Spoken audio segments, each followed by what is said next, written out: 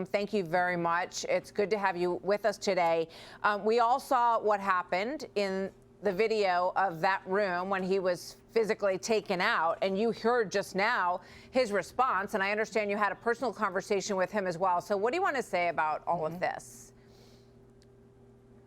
You know, what I would say is we were conducting a press conference to update everyone on the enforcement actions that are ongoing to bring peace to the city of Los Angeles. And this man burst into the room, started lunging towards the podium, interrupting me and elevating his voice, and was stopped, did not identify himself, and was removed from the room. So as soon as he identified himself, appropriate actions were taken. But I would say that, I had a conversation with the senator after this.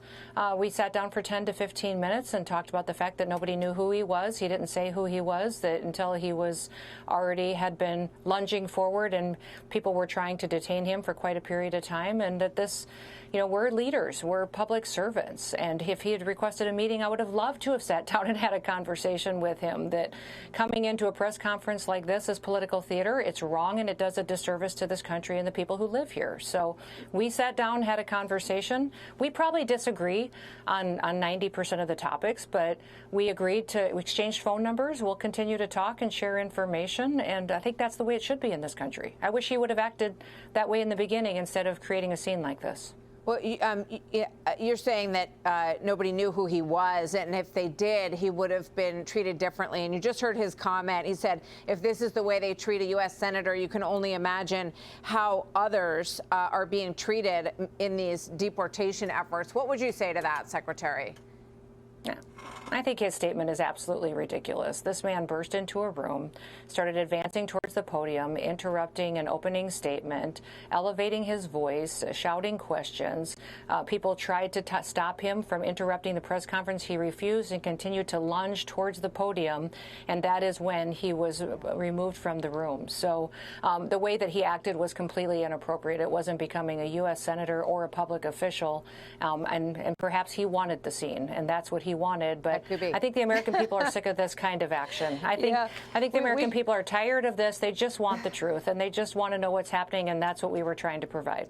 We just had a Democrat and a Republican panelists, and both sides agreed that they felt this was unbecoming behavior of a United States senator. But apparently Chuck Schumer doesn't feel that way. Senator Schumer, here's what he just had to say. Watch.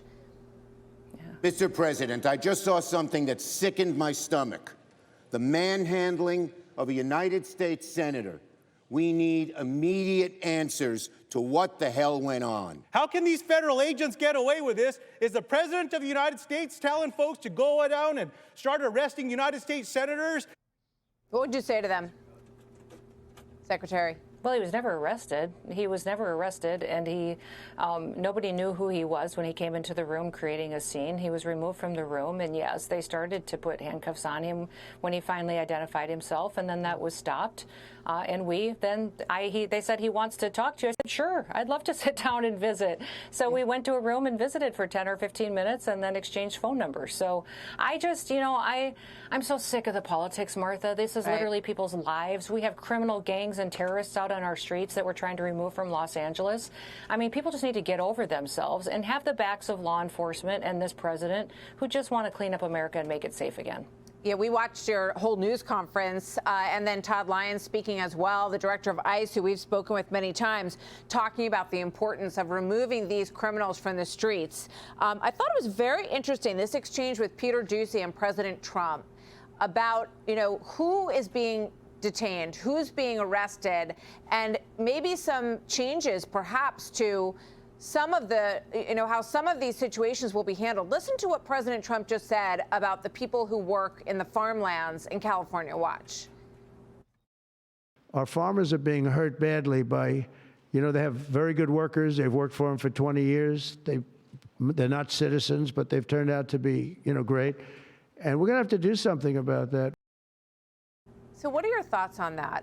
Because we've been, hearing that anyone who's here illegally will be removed because they've broken the law by crossing over. And obviously the president is citing at least one situation where he wants to see a different approach. Well, the president wants to enforce the law, and people who've come into this country illegally have broken the law. There are Department of Labor programs and regulations that we can utilize, and he recognizes that there's a very big difference between those who perpetuate criminal activity and are in trafficking and drug trafficking, and those who have been here who want to be a part of the American dream. I still continue to encourage people to self-deport. Go out there and self-deport. When you get home, you will have the opportunity to receive $1,000 from the United States of America. We will pay your way, and you'll get the chance to come back here legally through these programs that we can utilize. And that's what the president wants to see. He recognizes that they're good people, but they need to have, there needs to be application of the law in this country. That's what he ran on and what he'll deliver.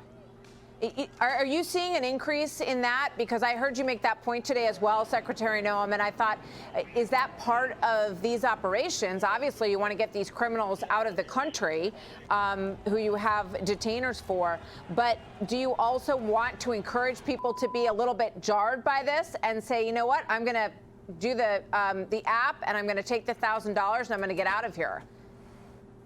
Well, I want to remind you, Martha, that who's elevating these tensions are these professional violent protesters.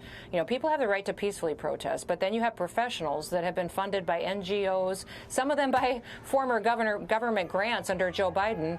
They've used those dollars to train people to come in and commit acts of violence during these peaceful protests. So there's a big difference between peaceful protests and what these professionals are doing.